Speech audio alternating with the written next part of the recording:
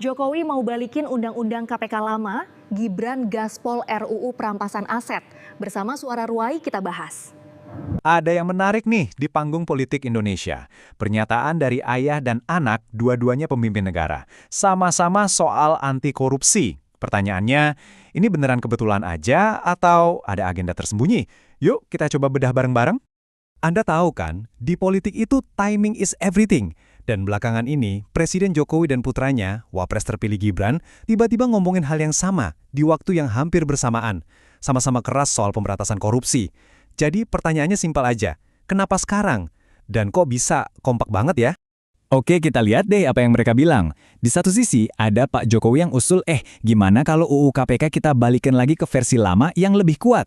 Ini menarik karena ini kan kayak membalikan kebijakan dia sendiri dulu. Nah, di sisi lain, Gibran bilang, ayo kita miskinkan koruptor, sahkan RUU perampasan aset. Dua-duanya ini usulan yang powerful banget. Langsung nembak ke jantung masalah korupsi di sini. Dan tentu saja, pesan yang super sinkron ini langsung jadi headline di mana-mana. Bayangin aja, dua usulan kebijakan yang beda, tapi diucapin hampir barengan. Kesannya jadi kayak, wow, mereka nih satu suara, satu barisan soal lawan korupsi. Din, ini kita harus garis bawahi ya, ini bukan sekedar omongan politik biasa loh. Kalau UU KPK dibalikin, itu artinya wewenang sadap dan independensi penyidik yang dulu hilang bisa balik lagi. Sementara itu, RUU perampasan aset, ini nih yang ditunggu-tunggu, bakal kasih negara kekuatan buat sita harta koruptor bahkan sebelum ada putusan bersalah. Dua-duanya ini, kalau beneran kejadian, bisa jadi game changer. Oke, jadi pertanyaannya apa yang sebenarnya terjadi? Nah, ada dua teori besar. Teori yang pertama, yang paling simpel, bilang kalau ya ini semua murni kebetulan. Jadi pendukung teori ini bilang gini, konteksnya itu beda. Pernyataan Pak Jokowi itu kan cuma respon spontan waktu ditanya wartawan soal usul dari mantan Ketua KPK, Abraham Samad. Jadi bukan inisiatif dia.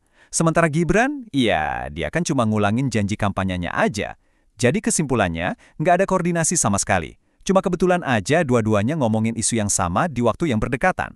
Tapi apa iya sesimpel itu? Nah, disinilah teori kedua masuk. Banyak banget pengamat politik yang, ya terus terang aja, skeptis. Mereka bilang, di politik level elit, apalagi yang melibatkan ayah dan anak di pucuk kekuasaan, kata kebetulan itu jarang banget ada di kamus mereka. Dan inti dari argumen tandingan ini sebenarnya simpel banget. Pernyataan politik sekali ini tuh nggak pernah lahir dari ruang hampa. Selalu ada hitung-hitungannya, ada analisisnya, dan yang pasti, ada tujuan politiknya. Jadi, dari kacamata ini, semua ini adalah langkah yang udah dihitung matang-matang. Mengingat hubungan politik Jokowi dan Gibran yang nggak bisa dipisahkan, pesan yang sinkron ini dilihat sebagai sinyal yang disengaja. Tujuannya buat nunjukin ke publik kalau mereka ini solid, serius, dan satu suara. Ini cara jitu buat memproyeksikan kekuatan dan komitmen. Oke, terlepas dari ini kebetulan atau disengaja, ada satu pertanyaan yang lebih besar lagi. Kenapa sekarang? Kenapa momennya pas banget saat ini? Apa kalkulasi politik di baliknya? Nah, salah satu jawaban utamanya sepertinya ada di sentimen publik. Coba lihat, kepuasan masyarakat sama pemberantasan korupsi itu lagi tinggi banget, lebih dari 70%. Apalagi setelah kasus-kasus raksasa kayak korupsi timah yang diungkap Kejaksaan Agung. Politisi itu pinter, mereka lihat ada ombak besar dan mereka mau ikut berselancar di atasnya. Jadi kalau kita coba rangkum, paling nggak ada 3 motivasi strategis di sini. Pertama, jelas ya, ikut arus sentimen publik yang lagi positif-positifnya. Kedua, buat Gibran, ini cara buat menegaskan komitmen pemerintahannya nanti. Kita serius soal ini. Dan ketiga, ini soal mengelola warisan politik, terutama buat Pak Jokowi. Tapi ada juga loh pandangan yang lebih sinis, terutama yang ditujukan ke Pak Jokowi. Banyak yang ngelihat ini sebagai upaya cuci tangan dari revisi UU KPK tahun 2019 yang kontroversial itu. Ingat kan, revisi itu terjadi di era beliau, dan dianggap banyak pihak justru melemahkan KPK. Oke, kita udah bahas motifnya, strateginya, kemungkinannya. Tapi pada akhirnya, semua analisis ini nggak ada artinya kalau nggak ada ujian terakhirnya. Mengubah kata-kata jadi tindakan nyata. Karena begini, debat di media, diskusi di mana-mana, itu semua bagus. Tapi itu nggak akan ngubah satu pasal pun di undang-undang. Ini nggak boleh, dan nggak bisa berhenti cuma jadi omong-omong politik atau janji manis doang. Betul, konferensi pers, janji di depan kamera, itu semua baru langkah awal. Pertarungan yang sebenarnya itu nanti adanya di ruang legislasi, di DPR.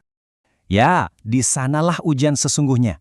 Di parlemen, tempat di mana lobi-lobi politik dan berbagai kepentingan partai akan menentukan nasib usulan ini. Publik itu udah capek sama wacana. Mereka menuntut aksi legislatif yang konkret, bukan cuma solusi indah di atas kertas.